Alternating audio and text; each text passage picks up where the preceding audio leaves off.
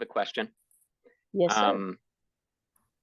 In general, when trying to prepare a business owner for a sell, balance sheet and assets aside, would you tell them, or would you say it's true that paying more taxes in the last 3 years is going to yield a greater sell price than one would incur in tax liability in that 3 years? Does that make sense? Yes. And the answer is yes. I mean, so think about it this way. Let's say, and I'm just going to use easy numbers. Okay.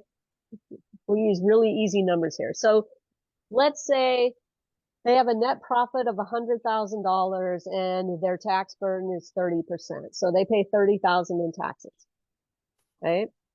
Now, they showed $100,000 in profit. So when they sell their business, they're going to, let's say a 2.5 times, well, 2 times multiple. So they'll sell for 200,000. All right. So they paid 30,000, but they were able to sell their business for 200,000. Now, and I'm not, let's say there's no add backs. There's none, they're not funneling everything, including the kitchen sink, through the business, which is, we're trying to keep this a very simple example. So now let's say that, and they don't want to pay the 30,000 in taxes. So instead of showing 100,000 in profit, they do run everything, run all this weird stuff through the books and records to show that maybe the business is only generating 30,000 in profit instead of 100,000. And so, they pay whatever they pay in taxes, 30, what? And we said it was a 30%, but it's not going to be 30% at that rate. So let's say, even at 20%, they pay like $6,000. Let's say they pay $6,000 in taxes. Okay. Well, we know that we can do add backs. So they're starting off with 30,000 in net profit. Now we start looking at the financials. Buyers looking at the financials. They're going to, let's say they have all their Costco runs and Home Depot and, and CVS and all their groceries. They run all that through the business. And so we can find a lot of those. And maybe we can add some of those back. But what that does to the sale, now you've got a buyer coming in, looking at this, saying the business making 30,000 in profit. They're trying to add back another 70,000, but I can't prove that. I don't think that's necessarily what it's going to be. So yeah, maybe I'll say I'm willing to go for about half of that. So we'll say, okay, I'll say that they're making 70,000. But a business making 70,000, I don't want to pay a 2 times multiple on that. That's a bit high. Maybe I'll pay 1.5, maybe 1 3/4, but so, okay, 70,000, maybe I'll give them 135,000. Well, no, 130. I'll give them about 130,000 for this. So taking those 2 examples, they saved what, $24,000 in paying taxes, but they lost 70,000 on the sale of the business. And that's low numbers and easy math. And when you start doing that with, maybe the SDE, maybe the true profit is 200,000, not 100,000, or it's 500,000, and they're mitigating that back as much as possible. And, they're losing a lot on the sale. They really are. So even over 3 years, they say, well, yeah, but I saved that money, or $24,000 over in taxes over 3 years, multiply that out, 60, 70. Ultimately, they're going to make more on the sale if their books and records are clean. It also does two things. So from a buyer psychologically, when they're looking at a business that has clean books and records, now they're automatically assuming that the business is well run, that the processes and procedures are probably in place, that the employees are probably well trained. There's all kinds of things that buyers assume just by looking at clean books and records. And the opposite is also true. So when the books and records are a disaster and the business owner is running everything, including the kitchen sink, through the business, and the buyer is assuming, well, the owner's stealing from the business, so the employees are probably also following suit. Lead by example, right? If everything is messy, they expect to walk in and that the business premises probably going to be messy, not well organized. I remember walking into one business and it was a machine shop, and I didn't want to touch anything. I didn't want to sit anywhere. It was like we needed to get a cleaning crew in to clean the place up, like a maid service or something, just to be able to put it on the market, because otherwise any buyer coming in would just look around and just say, oh my God, this is a disaster area. So yeah, I mean, you've got to deal with the psychology of things as well, because it affects value. All of it affects the value.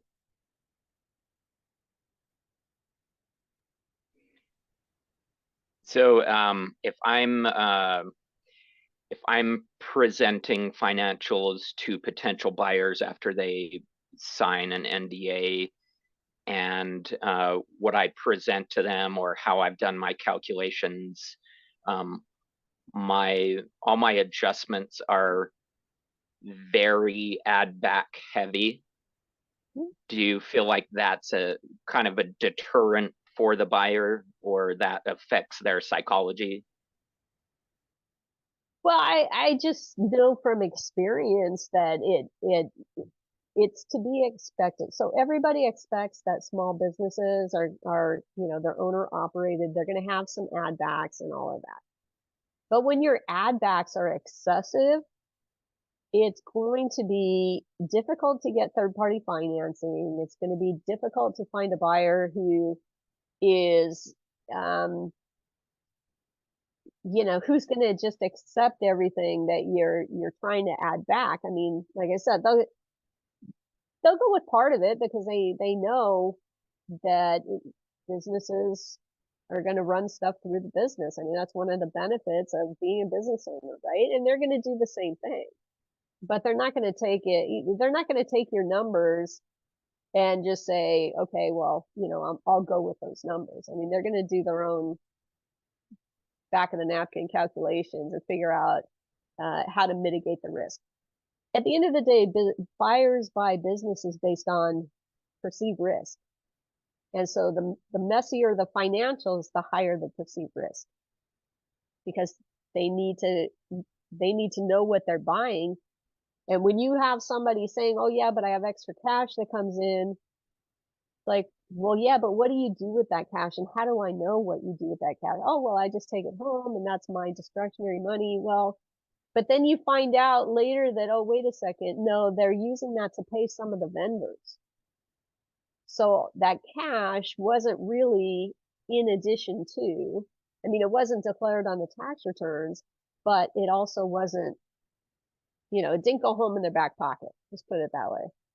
And, or they're paying, some of the employees, that's how they do, maybe partial bonuses or partial payroll. I've had businesses where they were paying employees half cash, half check, half cash, or in some cases, half check, part cash and part gift card, to grocery stores and things like that. I mean, it's just all craziness. So, but a buyer coming in looking at that is, yeah, it's a high risk. It's a higher risk, which means a lower value. So Tawnya, I have a question. This is Anne. Mhm. So if the business receives part of its income in cash, Yep.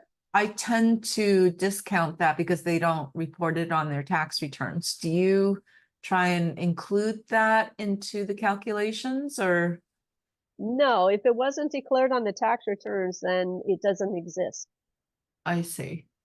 Even though the sellers will claim, oh, we get this amount in cash per month, but we don't report it. Just ignore it. Because I have no way of proving that, and I don't want to represent that. So one thing you have to understand, and I'm in California, litigation capital of the world, and I'm also an attorney, so I have I'm held to a much higher standard than most business brokers. But nonetheless, even if I wasn't an attorney in California, the way the law is, if you make a representation, which, and I think this is actually nationally, when you make a representation that you have no reason to believe is actually true, no basis for belief that it's true, then you can be held liable for negligent misrepresentation. So if a seller tells you, hey, I have an extra 10 grand in cash going home in my back pocket every month, and you proceed to add $120,000 to the top line revenue, you have no reasonable belief that that statement is true.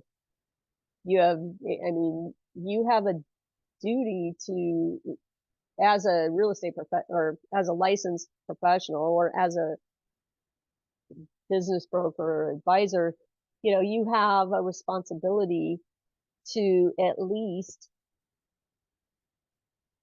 investigate to the extent that you have to at least have a reasonable belief that what they're telling you is true before you can represent that to a prospective buyer.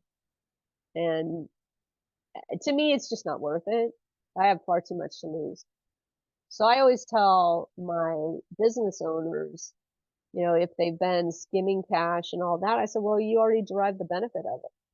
You don't get to double dip. You don't get to get the benefit both on the front end and on the back end. It doesn't exist. Okay, thank you. Mhm.